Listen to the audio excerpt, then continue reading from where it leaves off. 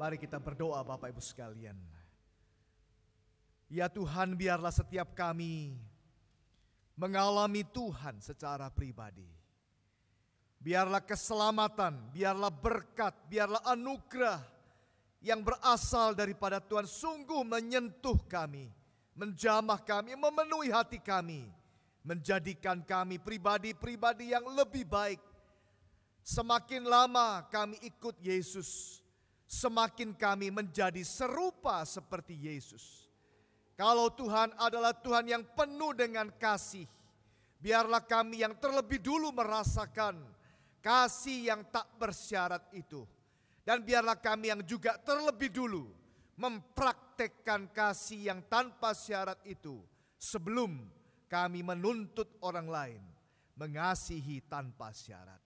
Berkati waktu ini Bapak, saat kami membaca merenungkan firman-Mu, saat kami berbicara tentang pertobatan, biarlah Tuhan menerangi hati kami, supaya dengan rendah hati kami dapat mengkoreksi diri kami masing-masing, untuk kami dapat memperbaiki, meningkatkan, mengubah hidup kami menjadi seperti Yesus. Berkati hamba-Mu sebentar yang menyampaikan firman-Mu, Tuhan urapi dan pakailah, sehingga melalui hamba-Mu kami semua diberkati Tuhan. Terima kasih banyak ya Bapak, di dalam nama Yesus Tuhan kami yang hidup, kami sudah berdoa. Amin. Bapak Ibu silakan duduk kembali. Silakan.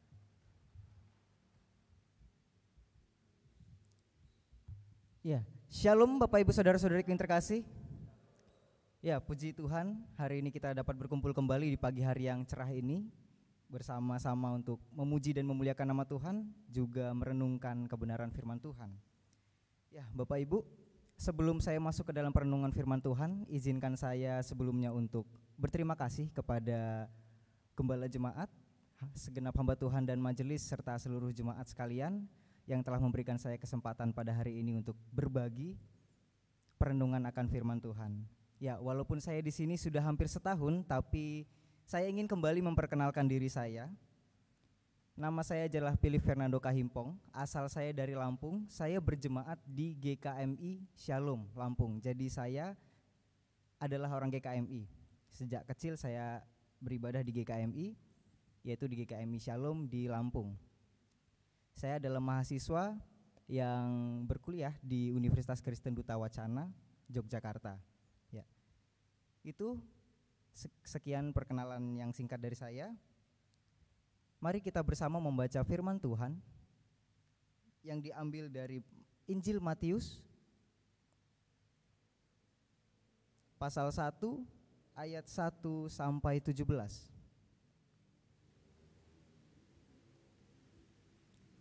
Injil Matius pasal 1 ayat 1 sampai 17.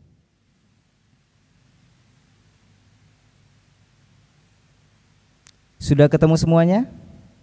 Amin. Ya, saya akan membacakannya bagi kita semua hari ini. Demikian firman Tuhan. Matius pasal 1 ayat 1 sampai 17. Silsilah Yesus. Inilah silsilah Yesus Kristus, anak Daud, anak Abraham. Abraham memperanakkan Ishak, Ishak memperanakkan Yakub, Yakub memperanakkan Yehuda dan saudara-saudaranya. Yehuda memperanakkan Peres dan Zerah dari Tamar.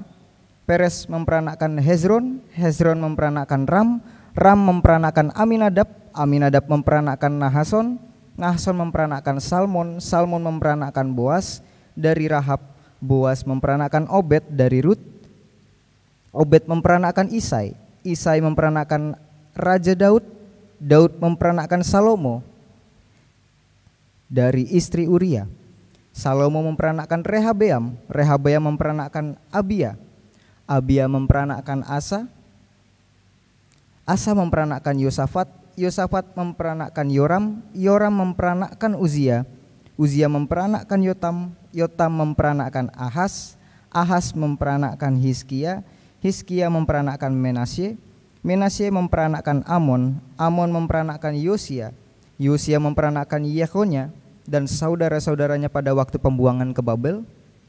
Sesudah pembuangan ke Babel, Yekonya memperanakkan Saltiel, Seltiel memperanakan Zerubabel, Zerubabel memperanakan Abihud, Abihud memperanakan Elyakim, Elyakim memperanakan Azor, Azor memperanakan Zadok, Zadok memperanakan Achim, Achim memperanakan Eliud, Eliud memperanakan Eleazar, Eleazar memperanakan Matan, Matan memperanakan Yakub, Yakub memperanakan Yusuf, suami Maria yang melahirkan Yesus yang disebut Kristus. Jadi seluruhnya ada 14 keturunan dari Abraham sampai Daud, 14 keturunan dari Daud sampai pembuangan Babel, dan 14 keturunan dari pembuangan Babel sampai Kristus. Amin. Demikian pembacaan firman Tuhan kita pada hari ini. Berbahagialah kita yang membaca, merenungkan, terlebih melakukan kebenaran firman Tuhan dalam kehidupan kita hari lepas hari. Ya, Bapak Ibu, beberapa minggu yang lalu saya diajak oleh pemuda Nathanael untuk menonton sebuah film yang punya tema Christianity gitu, kekristenan begitu ya. Nah, film ini berjudul Jesus Revolution. Adakah dari Bapak Ibu Saudara yang sudah pernah menonton film ini? Di luar pemuda yang waktu itu kita nonton bareng, apakah ada yang sudah pernah menonton? Belum ya? Ya, saya akan sedikit menceritakan kisah yang disampaikan oleh film ini. Sedikit saja karena saya tidak ingin spoiler terlalu banyak ya. Jadi saya ceritakan garis besarnya. Nah, ada sebuah gereja yang bernama Calvary Chapel yang digembalai oleh seorang hamba Tuhan bernama Chuck Smith. Nah, gereja ini digambarkan sebagai gereja yang sepi dan hampir tidak ada pertumbuhan di dalamnya. Sampai pada suatu hari seorang yang berasal dari komunitas yang bernama Hippie, komunitas ini bernama Hippie. Nah, dan ia datang kepada sang gembala dan berdinamika bersamanya. Dan komunitas Hippie sendiri dikenal sebagai komunitas yang rusak begitu, karena mereka memiliki ketergantungan terhadap penggunaan obat-obat terlarang atau yang biasa kita sebut dengan narkoba. Jadi mereka adalah komunitas yang bisa dibilang rusak. Nah, orang ini datang dan kemudian semakin hari ia semakin membawa banyak orang dari komunitasnya untuk datang dan bergereja di tempat itu, yaitu di Calvary Chapel. Sang gembala yang bernama Chuck Smith ini awalnya tidak atau sulit menerima mereka sebenarnya untuk beribadah di dalam situ. Ada pergumulan di dalam hatinya dan beberapa kali ia hampir menolak mereka begitu. Tapi lambat laun ia mengerti dan ia mulai menyadari lewat dinamika yang ia jalani bersama mereka, kehidupan yang ia jalani bersama orang-orang hippie ini, komunitas ini. Ia menyadari kalau sebenarnya menerima mereka di dalam gereja itu adalah hal yang penting dan adalah hal yang baik. Nah, tapi ternyata Bapak Ibu tidak semudah itu ya untuk untuk membuat orang seperti mereka bisa beribadah di dalam gereja. Kenapa? Karena ternyata petinggi dari gereja itu kurang suka, tidak menyetujui kehadiran mereka di dalam gereja. Nah, tapi Chuck Smith terus berusaha untuk meyakinkan mereka kalau menerima mereka adalah hal yang penting dan hal yang baik. Sampai pada akhirnya ada beberapa petinggi yang memilih untuk keluar dari gereja itu, tapi ada juga beberapa di antaranya yang juga ikut menyadari lewat pertemuan-pertemuan mereka. Dan mereka tetap bertahan di dalam gereja. Penerimaan orang-orang hippie yang ada di dalam gereja itu kemudian membuat semakin banyak orang yang nasibnya sama seperti orang hippie ini diberkati dan bertobat. Komunitas gereja itu semakin hari semakin besar. Banyak orang yang hidupnya rusak kemudian datang ke gereja itu dan beribadah bersama, lalu berujung pada perubahan hidup mereka menjadi lebih baik. Dalam kata lain, pertobatan. Komunitas ini telah menjadi berkat bagi banyak orang yang terhilang. Nah, penerimaan gereja ini terhadap orang-orang hippie atau orang-orang yang salah arah adalah wujud dari pertobatan mereka sebagai sebuah gereja. Mereka yang pada awalnya berpikir kalau membiarkan komunitas seperti ini ikut beribadah dan bergabung di dalam gereja adalah salah dan dapat merusak gereja. Pada akhirnya mereka menyadari kalau justru gereja ada untuk orang-orang seperti mereka. Pertobatan yang dialami oleh Chuck Smith dan orang-orang di gereja itu membawa berkat bagi lebih banyak orang dan membawa lebih banyak lagi pertobatan. Banyak orang yang kehilangan arah datang untuk bergabung dan bertaubat. Komunitas itu sekarang menjadi komunitas yang begitu besar dan memberkati. Nah, Bapak, Ibu, saudara-saudariku yang terkasih, kisah ini memperlihatkan sebuah pertobatan yang dialami oleh gereja. Kalau banyak orang yang merasa selama ini mereka sudah menjadi gereja yang baik karena mereka secara rutin melakukan ibadah, mendengar firman Tuhan, dan mungkin merasa kalau mereka telah melakukan firman Tuhan itu di dalam kehidupan mereka. Tetapi apakah itu benar? Apakah kita telah menjadi gereja yang baik? Dan apakah kita telah menjadi gereja yang sesungguhnya? Bapak Ibu, jika kita lihat bersama di dalam perikop yang baru saja kita baca, perikop itu mengisahkan tentang silsilah Yesus dari Abraham hingga ke Yesus. Nah, dari situ kita bisa melihat, ya, kalau kita membaca dan mendalaminya lebih lagi, kita bisa melihat tujuan dari penulis Injil Matius ini menulis silsilah Yesus. Nah, jadi tujuannya adalah untuk meyakinkan para pembaca pada saat itu bahwa Yesus adalah benar-benar Mesias. Yesus benar-benar Mesias yang dijanjikan. Tandanya apa? Anak Daud. Ia berasal dari keturunan Daud. Artinya ia juga merupakan keturunan Abraham. Nah, Injil Matius mencatat secara detail dengan tujuan untuk menyatakan bahwa Yesus benar-benar Mesias yang dijanjikan. Nah, mari kita coba untuk fokus pada ayat yang ketiga sampai ke-6. Di sana ada beberapa nama. Ada Yehuda, Tamar, lalu ada istri Uria, ada Rut, lalu ada Rahab di sana.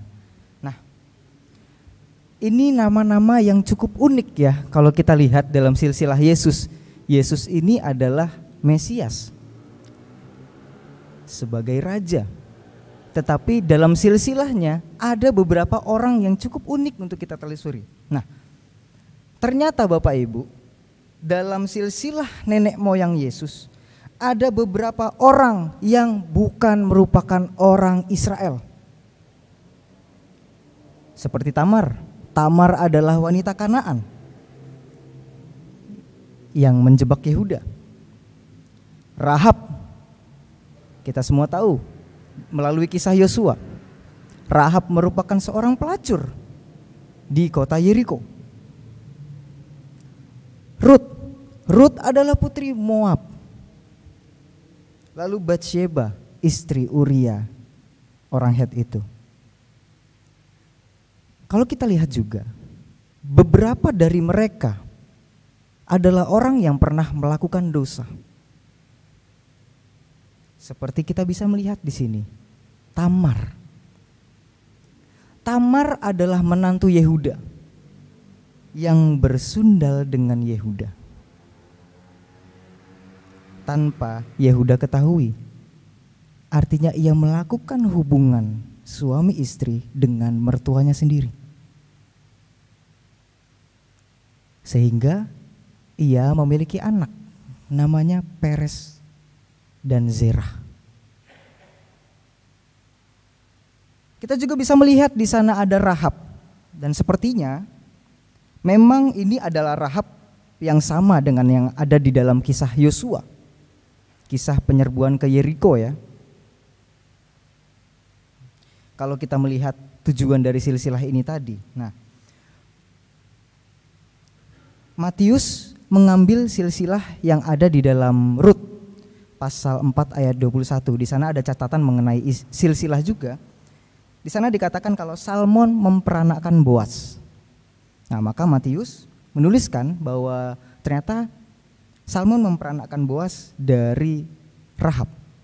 Nah, kita tahu bersama bahwa Rahab adalah wanita sundal yang melakukan pekerjaan yang sebenarnya adalah dosa. Namun ia juga adalah seorang yang membantu 2 pengintai yang dikirim oleh Yosua ke dalam kota Yeriko. Ia menyelamatkan mereka berdua dari kejaran tentara Yeriko. Sehingga Yosua ketika ia dan Israel, seluruh Israel menyerang kota Yeriko, Rahab diselamatkan. Lalu kita di sana juga bisa melihat di dalam ayat ke-6. Isai memperanakkan Raja Daud, Daud memperanakkan Salomo dari istri Uria. Kita tahu ya, istri Uria namanya siapa? Batsheba. Injil Matius, penulis Injil Matius dengan sengaja menulis di sana bukan namanya, tapi dengan istri Uria, bukan ditulis Batsheba. Dengan ini jelas bahwa penulis Injil Matius ingin mengatakan, ini loh sebenarnya bukan istri Daud. Daud berzina dengan Batsheba yang sebenarnya adalah istri orang lain. Lebih parahnya lagi, Daud membunuh suaminya Batsheba, yaitu Uria, dengan menempatkannya pada barisan terdepan pasukannya ketika menyerbu kota Raba. Ini adalah beberapa contoh ya Bapak Ibu ya, beberapa contoh dari skandal yang begitu mengerikan. Bahkan kita bisa melihat bahwa penulis Injil Matius menyebut sekali lagi Batsheba adalah istri Uria untuk menunjukkan bahwa Daud dan Batsheba telah melakukan dosa. Nah, bagaimana mungkin orang-orang seperti ini Bapak Ibu menjadi jalan bagi kelahiran Sang Juru Selamat, Mesias, yakni Yesus Kristus? Bukankah seharusnya Yesus lahir dari orang-orang yang suci, tak bercela, tidak hanya memiliki nama besar, tetapi juga orang yang hidupnya dipenuhi perbuatan baik, tidak pernah melakukan dosa gitu. Loh, kan Yesus adalah Tuhan dan Raja. Lalu apa sih kaitannya ini dengan kehidupan kita bergereja? Ya, silsilah Yesus diisi oleh beberapa orang yang tadi saya jelaskan, bukan orang Israel atau bangsa asing. Nah, lebih jarang lagi kita bisa melihat orang-orang itu wanita. Jarang sekali ada wanita yang tercatat dalam sejarah Israel karena memang kebudayaannya patriarkal. Jarang sekali. Artinya dicatatnya nama mereka di sini adalah sesuatu yang mungkin unik begitu. Sesuatu yang memang punya makna di baliknya. Nah, silsilah ini menunjukkan sebuah keterbukaan bagi keselamatan. Artinya keselamatan hadir bukan hanya untuk orang Israel. Yesus datang ke dunia bukan hanya untuk orang Yahudi. Terlebih, Yesus bukan hanya datang untuk orang-orang yang terlihat suci. Ia datang untuk siapa Bapak Ibu? Ia datang untuk seluruh umat manusia. Amin. Sama seperti ilustrasi yang saya angkat tadi Bapak Ibu. Seperti para petinggi yang ada di Calvary Chapel. Manusia itu terkadang berpikir bahwa hanya orang-orang yang suci yang layak masuk dan menjadi bagian dari gereja. Hanya orang-orang yang punya rekam jejak kehidupan yang bagus yang layak untuk dihormati. Tetapi nyatanya Alkitab tidak berkata demikian. Rencana Tuhan, rancangan Tuhan itu adalah rencana yang begitu ajaib. Kita tidak bisa menduganya. Rencananya begitu luar biasa. Ketika kita memandang orang lain lebih rendah atau tidak lebih rohani dibandingkan dengan diri kita, di saat itulah Bapak Ibu, kita kehilangan makna dari gereja. Nilai dari kekudusan tidak hanya ditentukan dari seberapa rajin kita pergi ke beribadah, seberapa kita sering mengikuti persekutuan doa, ataupun seberapa banyak kita ambil bagian dari pelayanan di gereja. Karena ya percayalah Bapak Ibu, hitungan ibadah kita mungkin banyak, keterlibatan kita di dalam gereja mungkin banyak, persembahan kita di dalam gereja mungkin banyak, tetapi semua itu akan menjadi sia-sia kalau ternyata keterlibatan kita di dalam gereja justru membawa kita pada kesombongan hati kita dan membuat kita dengan mudah menilai orang, lalu menolak orang lain.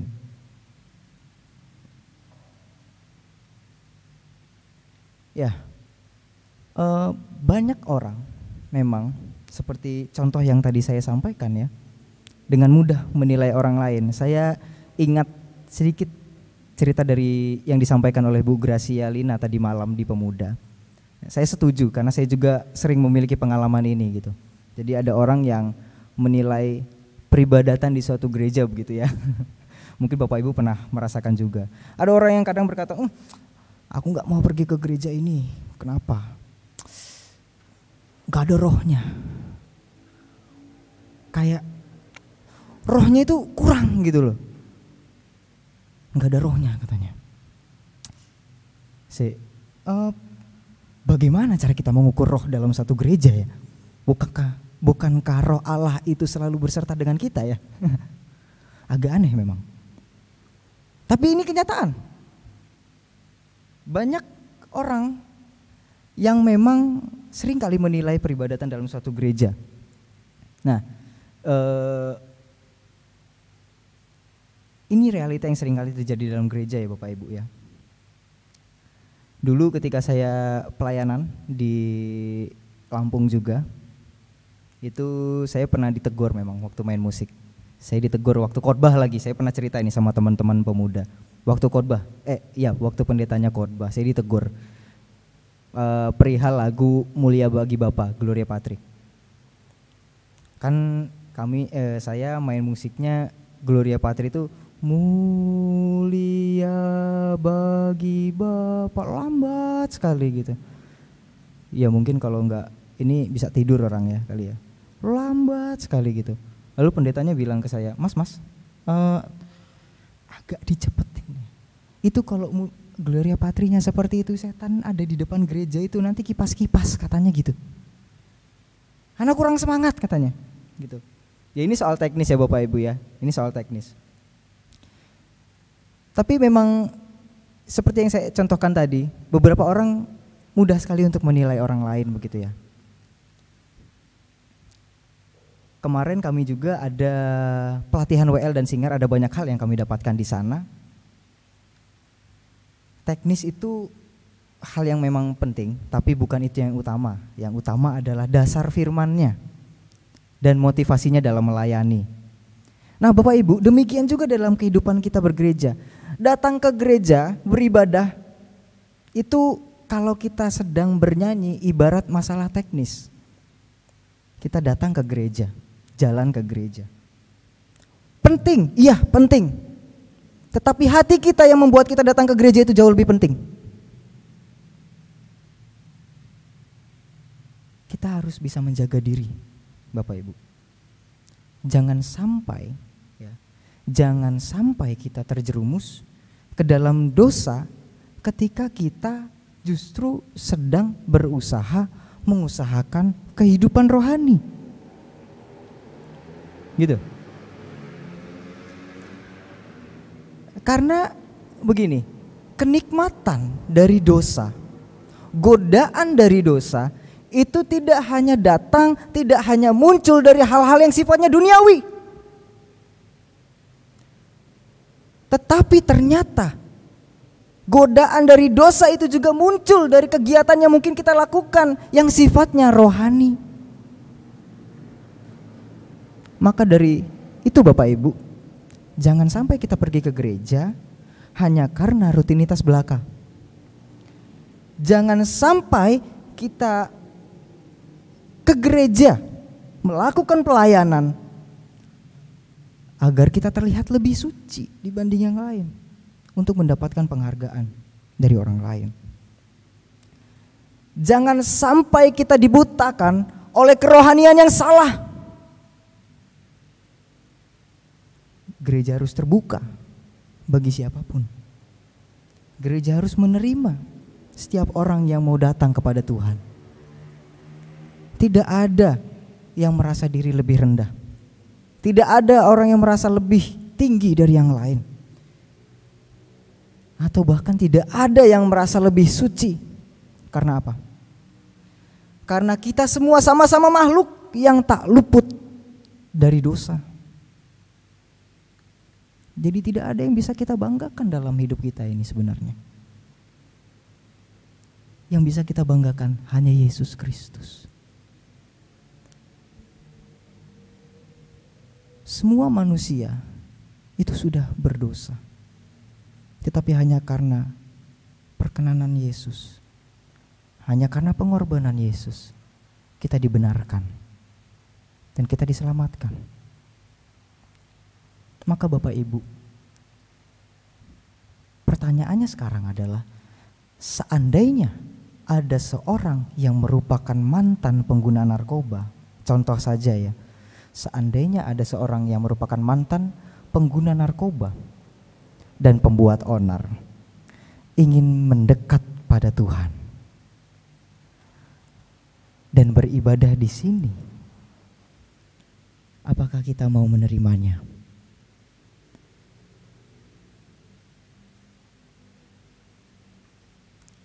Seandainya ada orang yang pernah berzina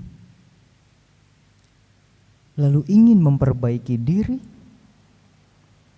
kemudian bersekutu bersama kita, apakah kita mau menerimanya?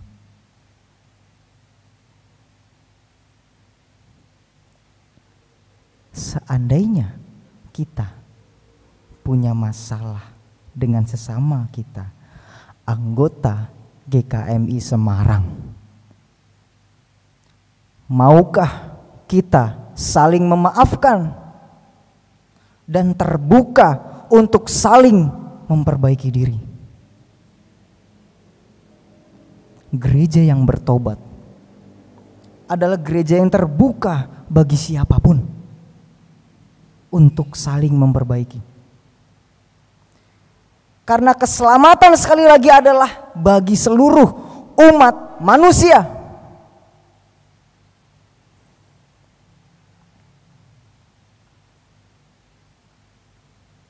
Penulis Injil Matius memang dengan sengaja dan jelas ingin menunjukkan kalau Yesus ini lahir dari orang-orang yang pernah melakukan dosa. Ini menunjukkan Bapak Ibu bahwa penyelenggaraan Allah, pemeliharaan Allah itu begitu ajaib sehingga orang-orang pendosa bahkan bisa dipakai untuk menjadi jalan atau saluran bagi keselamatan dunia. Tetapi saya katakan,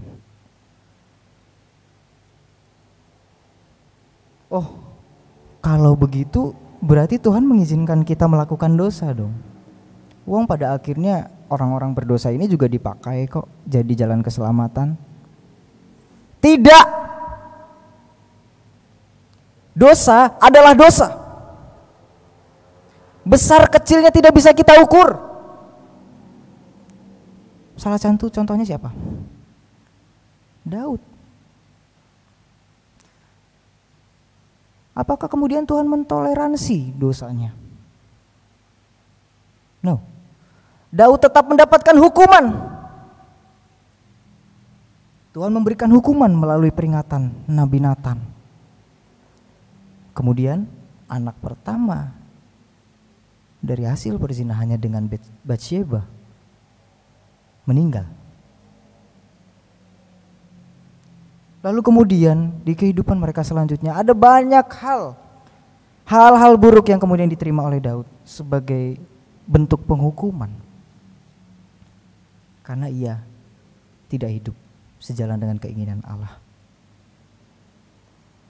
Namun Bapak Ibu, kita bisa melihat pertobatan Daud.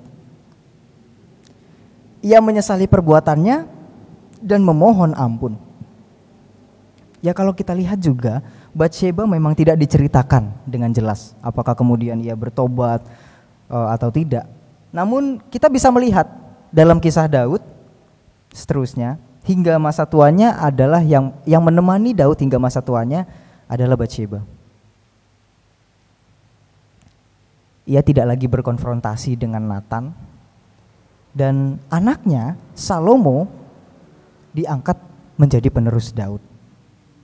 Nah, demikian juga Rahab, seorang wanita sundal. Ia berbalik membela Yosua dan orang-orang yang dikirim oleh Yosua. Dan ketika Yosua menyerang Yeriko, akhirnya ia diselamatkan. Penyertaan Tuhan itu memang nyata.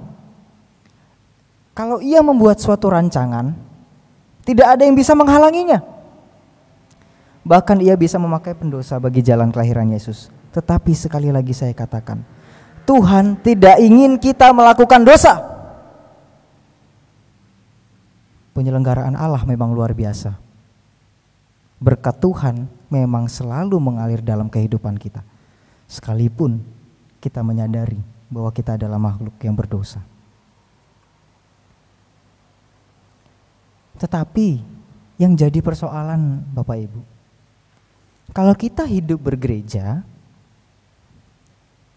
artinya kita hidup di dalam komunitas, betul ya? Gereja adalah komunitas. Setuju ya semuanya ya? Ya. Kalau kita hidup bergereja artinya kita hidup dalam komunitas. Komunitas yang mendasari dirinya pada kasih. Betul ya? Kita mendasari diri kita pada kasih. Betul ya? Nah, komunitas artinya kita berinteraksi dengan orang lain. Nah, yang jadi pertanyaan adalah, Tuhan memang terus-menerus memberikan berkatnya dalam kehidupan kita. Tetapi kita, apakah kita kemudian sudah menjadi berkat bagi orang lain?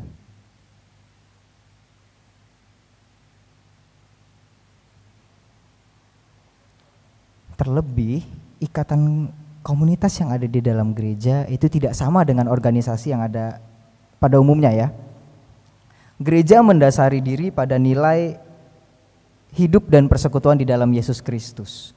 Kalau masing-masing dari kita sebagai gereja tidak memberikan dampak yang baik bagi yang lainnya, terutama di dalam komunitas gereja yang sama, maka kita tidak akan dapat menghidupi makna dari gereja yang sesungguhnya. Kita memahami gereja sebagai komunitas. Tetapi Bapak Ibu, saya juga mau katakan, kalau gereja tidak hanya sekedar komunitas. Gereja adalah saya dan saudara. Gereja adalah masing-masing pribadi kita. Gereja terbentuk dari masing-masing pribadi kita. Maka kalau ingin menghidupi nilai-nilai gereja yang baik, kita harus mengalami pertobatan. Tidak hanya dalam lingkup komunal, tetapi secara personal. Mari kita hayati pasang surut kehidupan kita ini sebagai sebuah dinamika hidup yang membawa kita pada pembaharuan diri kita secara pribadi. Mari kita coba untuk menghidupi nilai persekutuan. Bahwa aku ingin datang dan bersekutu bukan karena ini adalah rutinitasku. Bukan karena ini adalah hal yang biasa aku lakukan setiap minggunya.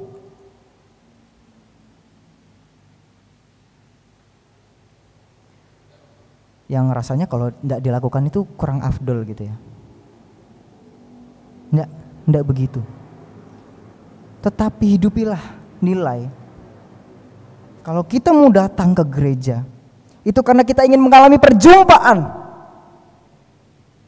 secara pribadi dengan Allah. Dan terus diubahkan menjadi lebih baik dan lebih baik lagi. Semakin kita mengerti kasih Tuhan kepada kita, semakin kita menyadari bahwa kita tidak bisa hidup tanpa kasih Tuhan. Amin.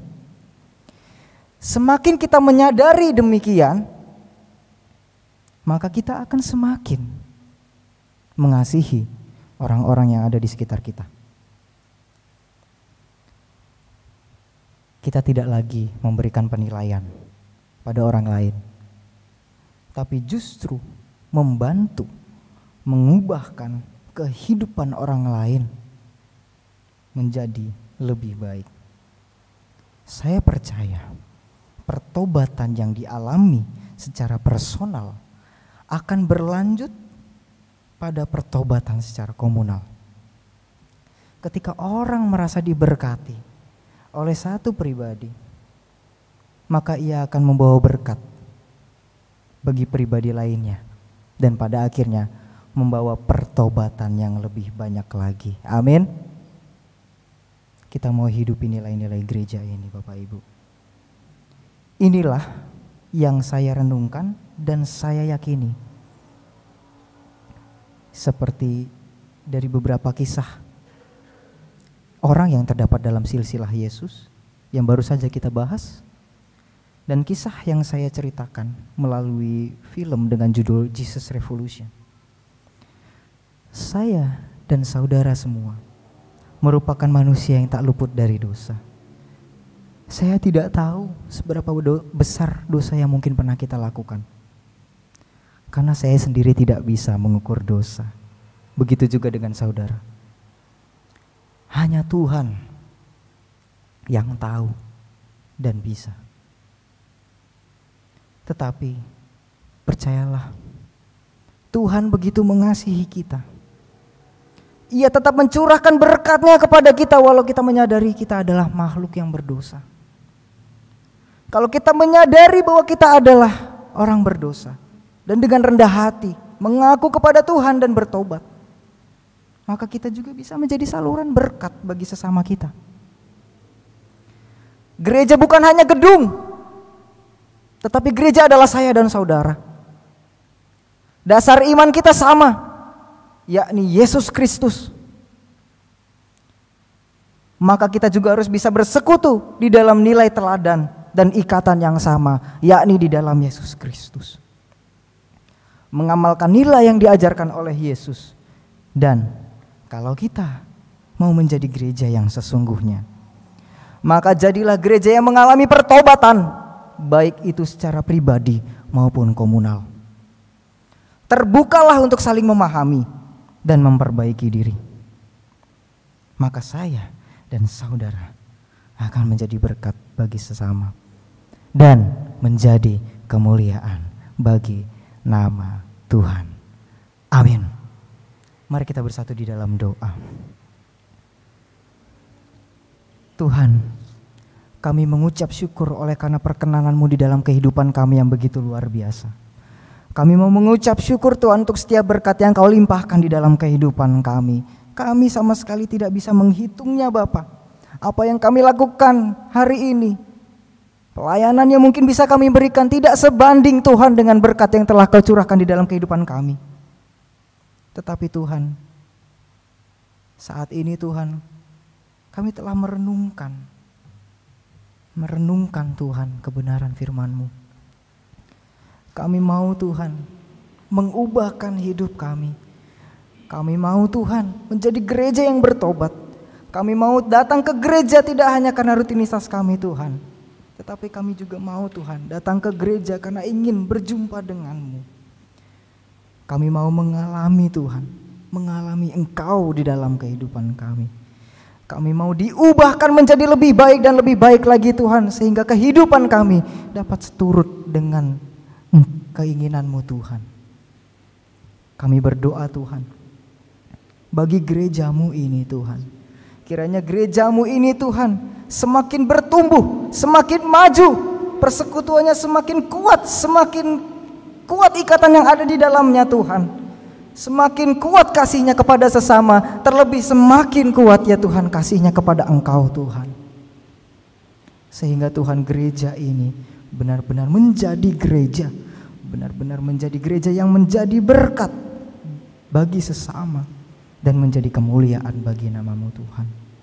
Terima kasih Tuhan, seluruh kehidupan kami ini Tuhan, dan seluruh pergumulan kami Tuhan, kami bawa dan kami serahkan ke dalam tangan kuasa-Mu Tuhan. Hanya di dalam nama Tuhan Yesus Kristus kami berdoa dan mengucap syukur. Mari bersama katakan amin. Terima kasih. Tuhan Yesus memberkati.